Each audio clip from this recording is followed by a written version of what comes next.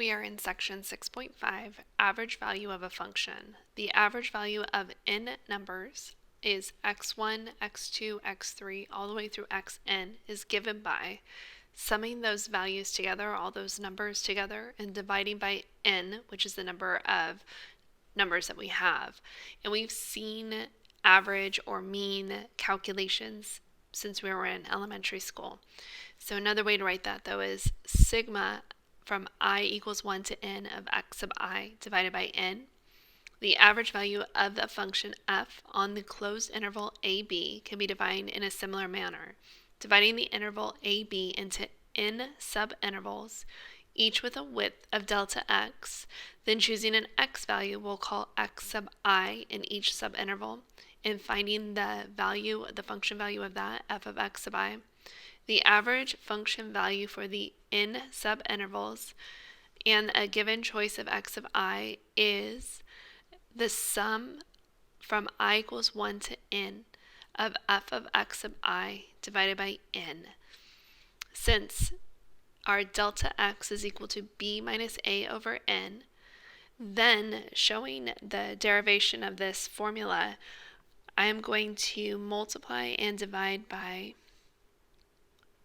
b minus a, and from there I'm going to rewrite this formula, and again this was our average value of those y values, or the f of x of i's, and I'm going to go ahead and rewrite this, and when I do, b minus a over n, this right here is equal to our delta x as stated.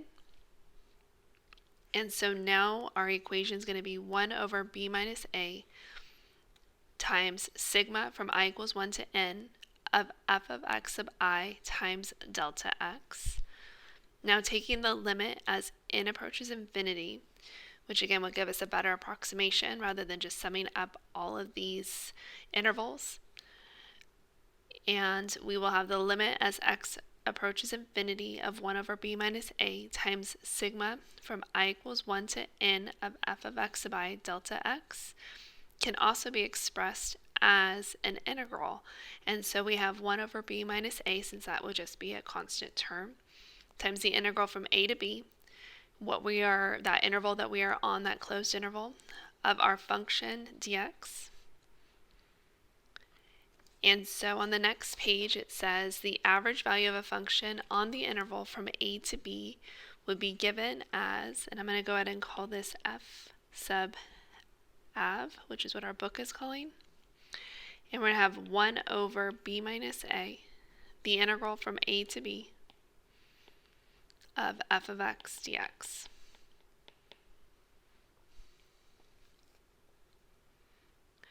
And so we have that the rectangle down below, the rectangle has the same area as the shaded region under the curve. And this line right here that we have, you can see it, would be our f av. And if you look at the formula that's stated right up above, we will see that if you were to multiply both sides by b minus a, we would have b minus a times f av would be equal to the integral from a to b of f of x dx, which would be the area under that curve. And so the height of this horizontal line is the average value. And so you can see that the rectangle has the same area as the shaded region under the curve. And that rectangle would be defined as this whole part here. And so pretty much using that average value, this area would substitute in that missing area there and would give us the same area that we would have from that rectangle. So right below this we have some examples. The first one says to find the average value of the function f of x equals 2 minus 3x squared on the closed interval from 1 to 3. And this closed interval does tell us our a and our b value that we would be integrating from, or finding the average value from. And so we have f sub av is equal to, the formula is listed right up above, but it starts off with 1 over b minus a, so 3 minus 1, times the integral from 1 to 3, so from a to b, and then of our function dx. So our function was given to us as 2 minus 3x squared dx. So this is going to be 1/2. And then we can integrate this. It's a nice polynomial. So we end up with 2x minus x cubed, evaluated from 1 to 3. And so we have 1/2 times, and we have 2 times 3 minus 3 cubed minus 1/2 times 2 minus 1 when I substitute those values in. And then from here, we have 1/2 times, it's going to be 6 minus 27 minus 1/2 times 2 minus 1 is just 1. And so we end up with 1/2 times negative 21 minus negative 1/2, which is going to equal to negative 11. So this gives us the average value of the function, where we can draw a horizontal line, and a rectangle would be equal to the same area as the area from that given curve between 1 to 3. So we have another example right below. This one says find the average value of the function f of x equals ln of x over x from the interval from 1 to 5, which again gives us our a and b values. And so in order to calculate this, we're going to have 1 over b minus a, so 1 over 5 minus 1, times the integral of 1 to 5 of ln of x over x dx. And so in order to integrate this, we cannot integrate ln of x over x as it's written. So we're going to go ahead and try and see if we can use u sub. And if I let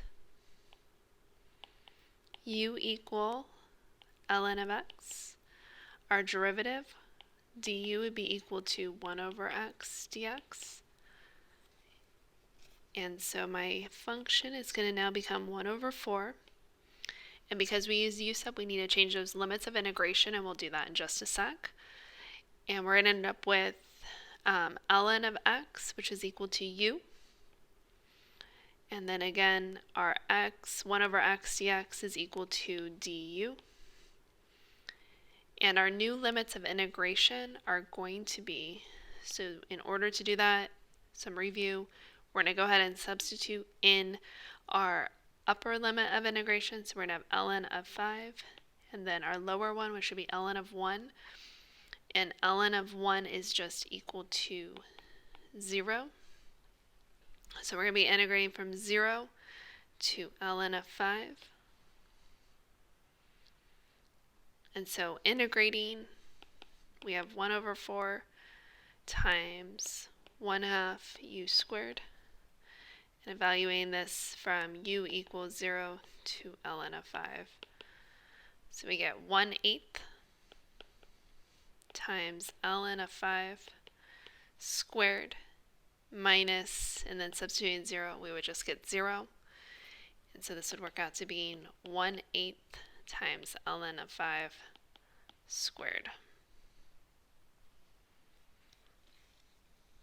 So we have another example right below this that says find the number b such that the average value f of x equals 2 plus 6x minus 3x squared on the interval from 0 to b is equal to 3. So this would be our a and our b value. If you notice, we don't actually have a b value, but we do know that the average value would be equal to 3. And so our function, and I'll go ahead and write down f sub av is equal to 1 over b minus a, the integral from a to b of our f of x dx. And so this time we know that our average value is equal to 3. And we know that a is 0 and b we're going to just define as b. So we have 1 over b minus 0, the integral from 0 to b of our function, which is 2 plus 6x minus 3x squared. And from here, we can simplify this, and we can also integrate this. So we have 3 equals, this is just going to be 1 over b. And then integrating this with respect to x, we're going to have 2x plus 3x squared minus x cubed. And we're going to evaluate this from x equals 0 to b. And so from here we have 3 equals, and it's 1 over b times, and then substituting in b's for all the x's, we're going to end up with 2b plus 3b squared minus b cubed. And then minus, and then substituting in zeros for all the x's, we just get 0. I can distribute through the 1 over b. Doing that, I get 3 equals, and it's going to be 2 plus 3b minus b squared. And I need to solve this for b, so in order to do that, I need to move everything to one side. So I will subtract, I will move everything over to the right side. So I get b squared minus 3b plus 1 equals 0, which unfortunately does not factor nicely, so we will use our quadratic formula. So we have b equals, and we have negative 3, so positive 3 plus or minus square root of, and we end up with negative 3 squared minus 4 times a times c all over 2 times a. And so then simplifying this, we get 3 plus or minus 3 squared would be 9 minus 4, which is going to be the square root of 5, all over 2. And so from here,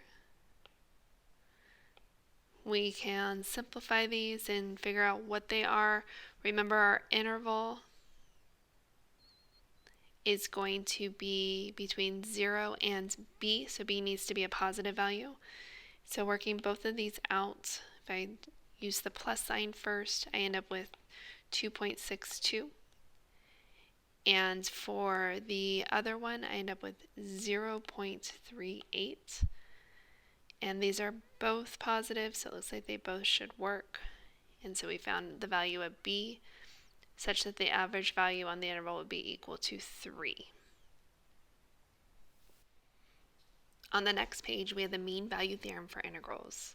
If f is continuous on the closed interval ab, then there exists a number c in that closed interval ab such that f of c is equal to f average, which was equal to the formula that we just saw. So that is the integral from a to b of f of x dx would be equal to f of c times b minus a. So the key here is that we are dealing with a function that is continuous. And so a continuous function has at least one point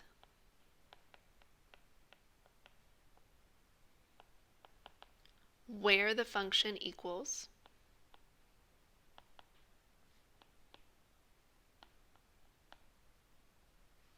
the average value of the function.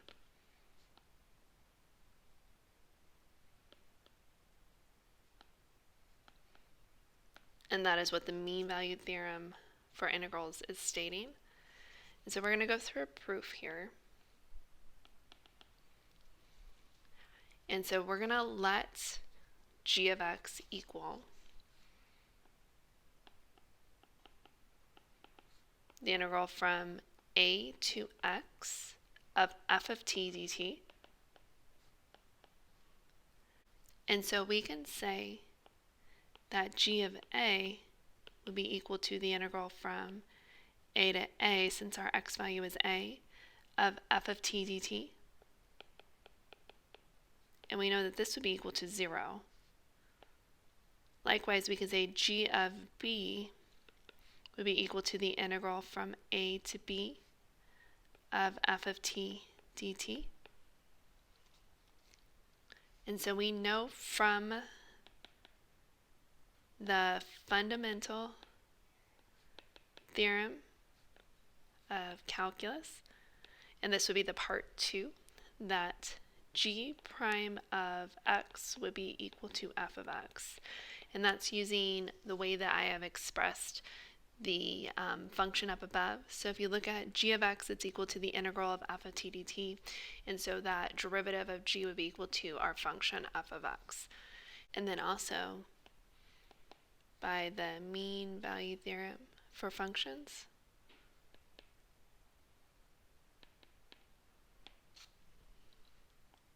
g prime of c would be equal to g of b minus g of a over b minus a, and this would be for some value of c in the interval from a to b. So from here, we can say that since g prime of x is equal to f of x, g prime of c would be equal to f of c. And then from what we had written up above, we know that g of b and g of a, we determined that g of b would be equal to the integral from a to b of f of t dt minus g of a, which we figured out was just 0, all over b minus a, which is then going to simplify to, let's say, f of c is equal to 1 over b minus a. Since that's a constant, I'll just write that out in front of the integral, which is going to go from a to b of f of t dt, which is what we have up above. So we are done. So we have an example right below that says let f of x equal 1 over x. Then part A says to find the average value of f on the interval from 1 to 3. And so to find our average value, like we just did on the previous page, we're going to have 1 over b minus a, so 3 minus 1, the integral from 1 to 3 of our function. And integrating this, we're going to have the integral of 1 over x is ln of the absolute value of x. And we're evaluating this from x equals 1 to 3. So we're going to have 1/2 times ln of the absolute value of 3 is just 3, minus 1/2 ln the absolute value of 1 is just 1. However, we know that ln of 1 is 0, so this is just going to be 1/2 ln of 3. The next part for this problem, part B, says to find c such that f average equals f of c. So we have to find c. And so f average is equal to f of c. And so our average value we just got was 1/2 ln of 3. And then f of c, since we know our function was defined up above as 1 over x, we would have 1 over c, since f of c would be equal to 1 over c. So from here, you get c is equal to, and you can take the reciprocal of both sides and get c is equal to, it would be 2 over ln of 3. Whatever algebra steps you would like to go through in order to arrive at this. So this is our value that we get. Then part C says to sketch the graph of our function f and a rectangular region whose area is the same as the area under the graph of f. So graphing f, which is just 1 over x,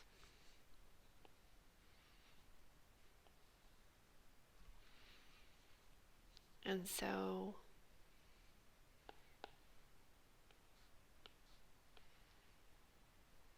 if we were to graph this, we get 1 over 1 is just 1, 1 over 2 would be 1/2, 1 over 3 would be 1/3, and the graph is going to continuously go on both ways.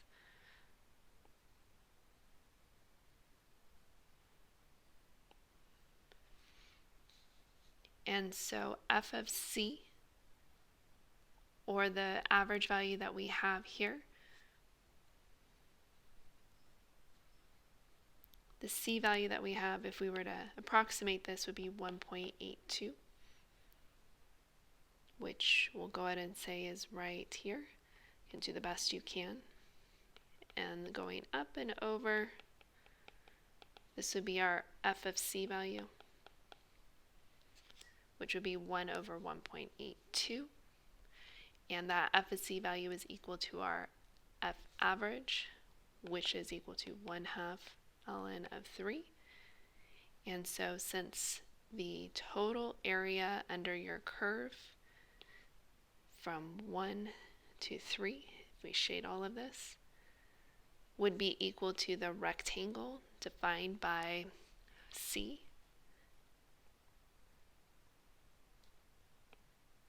I'll go ahead and draw that in black and shade that. So those would have the same area.